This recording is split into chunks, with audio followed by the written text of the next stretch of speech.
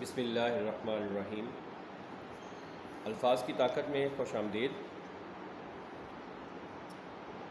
معزز ناظرین، جیسے کہ آپ کو پتہ ہے کہ آج کل گرمی کی شدت ہے اور اوپر سے ماہ رمضان بھی ہے، بہت زیادہ گرمی محسوس کی جا رہی ہے، حتیٰ کہ اتنی گرمی جو ہے یہ جا کر مئی اور جون میں ہوتی تھی، لیکن اب درجہ حرارت 38، 39، 40 تک بھی پہنچا ہوا ہے۔ تو آج ہم جائزہ لیں گے کہ یہ اس گرمی کی وجہ کیا ہے۔ حال ہی میں ایک مضمون شائع ہوا ہے تھرڈ پول میں، اس کو ہم ان کے شکریہ کے ساتھ آپ کی خدمت میں پیش کر رہے ہیں کہ اس گرمی کی ایک بڑی وجہ کیا ہے۔ اے سی اور ریفریجریٹر کس طرح ہماری ماحولیاتی تباہی کی وجہ بن رہے ہیں۔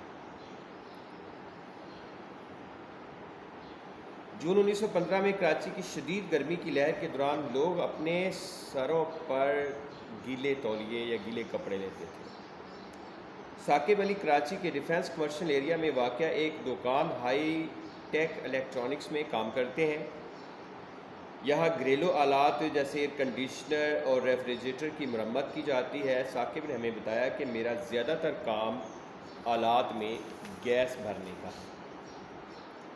انہوں نے جس گیس کا حوالہ دیا وہ عام طور پر ہائیڈرو فلورو کاربن HFC کی ایک قسم ہوتی ہے، جسے فریج، ڈی فریزر اور اے سی میں ریفریجریٹر کے طور پر ریفریجرینٹ کے طور پر استعمال کیا جاتا ہے۔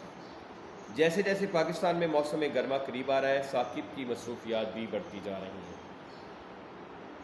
ماضی میں استعمال ہونے والے کلورو فلورو کاربن کے برعکس HFC زمین کی حفاظتی اوزون تہہ کو تو نقصان نہیں پہنچاتے، لیکن یہ طاقتور گرین ہاؤس گیسز ہیں جو زمین کو کاربن ڈائی آکسائڈ کے مقابلے میں 140 سے 11,700 گنا زیادہ گرم کرتی ہیں۔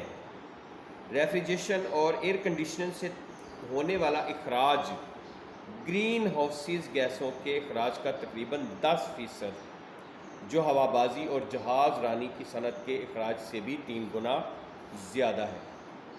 اس وجہ سے 2019 میں ترقی یافتہ ممالک نے HFCs کو مرحلہ وار ختم کرنے کا فیصلہ کیا ہے اور ترقی پذیر ممالک 2024 سے 2028 کے دوران اس پر عمل کرنے کی کوشش کریں گے۔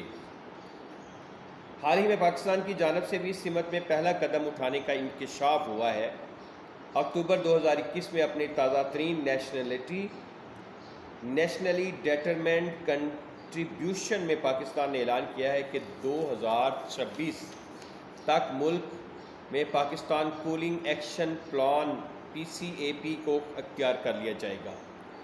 یہ ملک میں کولنگ کی کلیدی ضروریات کی نشاندہی کرے گا اور اس میں ماحول پر کم سے کم اثرات کے ساتھ کولنگ سے متعلق موجودہ اور مستقبل کی ضروریات کو پورا کرنے کے لیے اقدامات کو ترجیح دی جائے گی۔ اس منصوبے کے بارے میں بہت محدود سرکاری معلومات دستیاب ہیں۔ بہرحال یہ خبر پاکستان کی موسمیاتی پالیسی کے حوالے سے ایک اہم وقت پر آئی ہے۔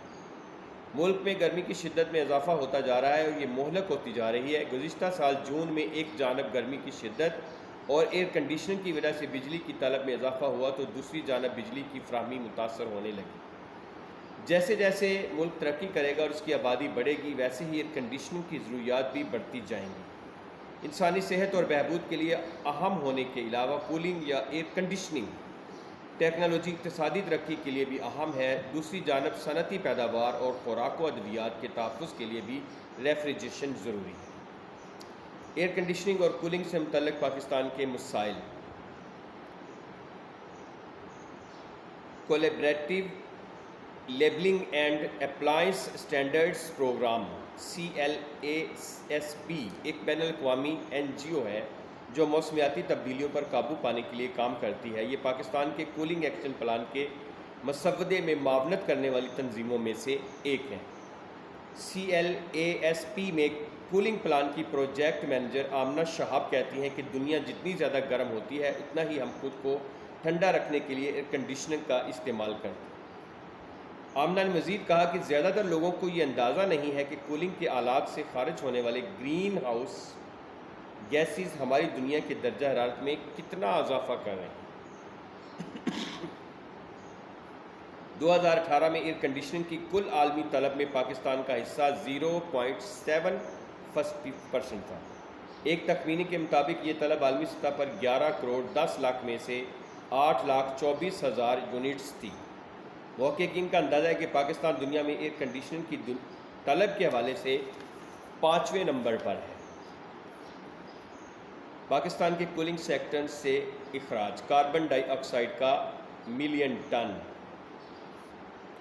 ٹرانسپورٹ، ریفریجریشن، سرد خانے، ایئر کنڈیشننگ، گھریلو ریفریجریشن، کمرشل ریفریجریشن، موبائل اے سی، صنعتی ریفریجریشن۔ پاکستان کے مسائل میں سے ایک مسئلہ پرانی ٹیکنالوجی کا استعمال بھی ہے۔ 2010 سے پہلے R22 یا R22 فریون نامی ریفریجریٹ دنیا بھر میں کولنگ ٹیکنالوجی میں استعمال ہوتا تھا۔ بعد ازاں یہ اوزون کی تہہ کے لیے انتہائی نقصان دہ پایا گیا اور امریکہ جیسے ممالک نے اس کے متبادل کے لیے کوششیں کیں۔ Heating, ventilation, A C and refrigeration engineering sciences and technologies پر کام کرنے والے پاکستان HVACR سوسائٹی کے سابق صدر خرم ملک نے بتایا کہ نتیجے کے طور پر چین نے پاکستان کو اپنے ڈمپنگ گراؤنڈ کے طور پر استعمال کیا اور ہمیں ضائع ہونے کے قریب اور متروک اے سی سستے نرخوں پر فروخت کی۔ یوں ہم میں سے بہت سے لوگ جو ایئر کنڈیشنر خریدنے کی استطاعت نہیں رکھتے تھے وہ بھی اے سی خریدنے کے قابل ہو گئے۔ انہوں نے مزید کہا کہ پاکستان میں پرانی ٹیکنالوجی کے انتظام کے لیے بہت کمزور طریقہ کار ہے، اب ملک اس میں پھنس کر رہ گیا۔ PCAP اس سمت میں پہلا قدم اور یہ 2023 تک تیار ہو جائے۔ پاکستان کی وزارت موسمیاتی تبدیلی کے نیشنل پروگرام مینیجر برائے نیشنل اوزون یونٹس ضیاء الاسلام نے دی تھرڈ پول کو بتایا کہ دیگر اشیاء کے علاوہ مستقبل میں استعمال ہونے والے برقی آلات کو کم از کم انرجی پرفارمنس سٹینڈرڈ پر عمل کرنا ہوگا اور عمارتوں کی انسولیشن پر بھی توجہ دی جائے گی۔ انہوں نے مزید کہا کہ کولڈ چینز جو ترسیل کے دوران خراب ہونے والی اشیاء خوردونوش کی تازگی کو برقرار رکھتی ہیں اور درجہ حرارت برقرار رکھنے والی سہولیات، کولڈ سٹوریج اور ریفریجریٹڈ ٹرانسپورٹیشن بھی منصوبے کا حصہ ہوں گی۔ ضیاء الاسلام نے کہا کہ اگرچہ پاکستان کولنگ ایکشن پلان ایک پابند دستاویز نہیں ہوگا لیکن کولنگ پلان کا ہونا پاکستان کے اپنے مفاد میں ہے۔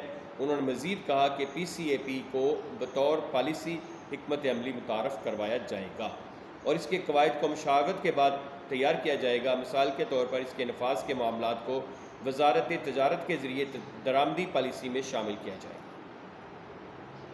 کون سے ریفریجرینٹ استعمال کیے جائیں گے؟ آمنہ شہاب کے مطابق مصنوعی ریفریجرینٹس کو قدرتی ہائیڈرو کاربن اور ہائیڈرو فلورولائنز HFOs سے تبدیل کیا جائے گا۔ HFOs مصنوعی ریفریجرینٹ ہیں لیکن اس وقت استعمال ہونے والے کیمیکلز کی نسبت کم گلوبل وارمنگ کا باعث بنتے ہیں۔ لیکن خرم ملک کا کہنا ہے کہ چونکہ یہ کام بتدریج ہوگا اس وجہ سے پاکستان 2040 تک HCFCs کا استعمال جاری رکھ سکتا ہے۔ انہوں نے اس کی وجہ یہ بتائی کہ اکثر کولنگ آلات کی زیادہ سے زیادہ عمر تقریباً 15 سال ہوتی ہے اور اس وقت تک ملک کے زیادہ تر پرانے آلات تبدیل ہو چکے ہوں گے۔ خرم ملک نے کہا کہ لیکن جو چل رہے ہوں گے ان کو نئی گیسوں پر چلنے کے قابل بنایا جا سکے گا۔ بین الاقوامی دباؤ اور ذمہ داریاں، اس منصوبے کا وقت بھی اہم ہے۔ چین کا اپنا کولنگ پلان اس سال نافذ ہوا ہے۔ ضیاء الاسلام کا کہنا تھا کہ چونکہ پاکستان چینی ریفریجریشن اور ایئر کنڈیشنر کا سب سے بڑا خریدار ہے اس وجہ سے یہ ہمارے لیے کولنگ پلان تیار کرنے کی معقول وجہ ہے۔ اس کے علاوہ بھی کچھ بین الاقوامی عوامل موجود ہیں۔ پاکستان نے اپنے نیشنلی ڈیٹرمنٹ کنٹریبیوشن میں 2030 تک اپنے گرین ہاؤس گیس اخراج کو نصف کرنے کے عزم کا اظہار کیا جس کا ایک اہم جز مضبوط ریگولیٹری فریم ورک بھی ہے۔ ضیاء الاسلام نے کہا کہ 2047 تک HFCs کو 80% تک کم کرنے کے لیے مونٹریال پروٹوکول میں کیگالی ترمیم کو مد نظر رکھتے ہوئے بھی ایسا کرنا ضروری ہوگا کیونکہ پاکستان جلد ہی مونٹریال پروٹوکول کی توثیق کرے گا۔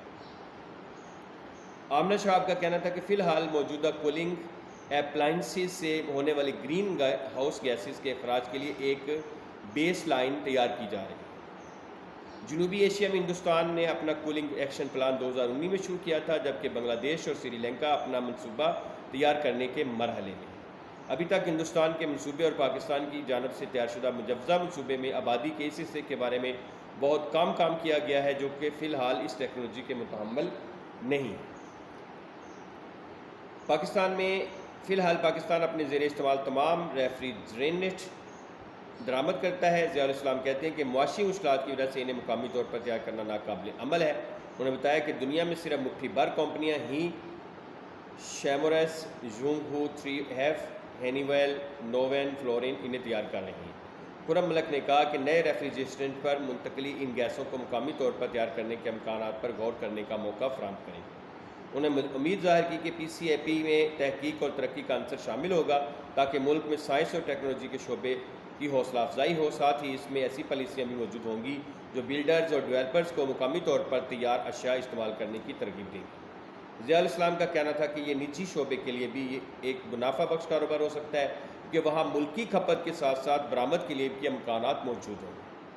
لیکن اس صورتحال میں بہتر یہ ہوگا کہ حکومت ثاقب علی جیسے کاریگروں کی بڑی تعداد کو مستقبل سے آگاہ کرے اور بتائے کہ ملک کس سمت میں پیش قدمی کر رہا ہے۔ ثاقب جس دکان پر کام کرتے ہیں، اس کے ساتھ آلات کی مرمت کی ایک اور دکان موجود ہے۔ اس دکان کے مالک محمد وقار نے کہا کہ نئے آلات کی مرمت کے لیے ہم سب کو نئی مہارتیں سیکھنے کی ضرورت ہوگی۔ احمد اسلام ریفریجرنٹ درآمد کرنے والی کمپنی اتی اینڈ کو سے منسلک ہیں۔ ان کا کہنا تھا کہ نئی گیسیں حاصل کرنے کے بعد ہمارا سب سے بڑا چیلنج یہ ہوگا کہ نئے کاریگروں کو اس بات کی آگاہی دی جائے کہ وہ ان گیسوں کے ساتھ کام کرتے ہوئے خود کو اور دوسروں کو کن خطرات میں ڈال رہے ہوں گے۔ انہوں نے کہا کہ یہ گیسیں انتہائی آتشگیر ہیں اور انہیں سنبھالنا آسان نہیں۔ تو سامعین، یہ تھا ایک مختصر مضمون۔ یہ مضمون ابتدائی طور پر دی تھرڈ پول پر شائع ہوا۔